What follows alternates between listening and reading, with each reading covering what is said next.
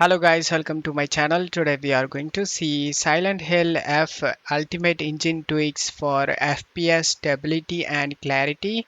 I show you guys how to do it. You just need to check my video description for this site link. Just scroll down and go to files. Under main files, you can able to see both download option. If you have VRR, G-Sync or FreeSync enabled on your PC, then you just need to download this. And if it is disabled on our display, then you just need to download this. I checked in my PC, guys. The option may be vary, depends on the display monitor you use. In my case, the option mentioned as a free sync, it was enabled in my monitor.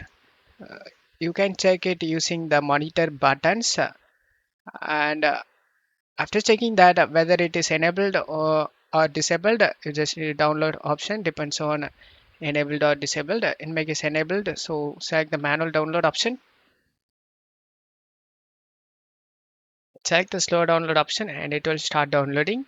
If you are new to this site, then you will be redirected to login page. You just need to log into this site. If you doesn't have an account, then select the register option and create a new account. And then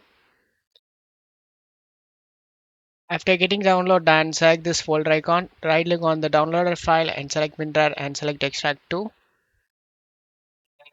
Open the extracted folder, just copy this engine folder and you just need to go to C drive, username.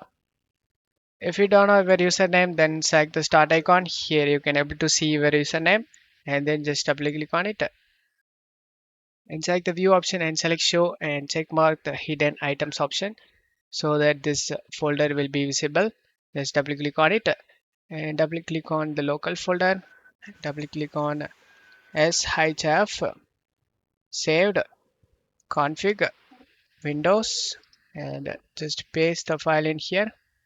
After pasting it, just right click on the engine and go to properties and make sure it is checked read only option and then just close stuff here and launch the game.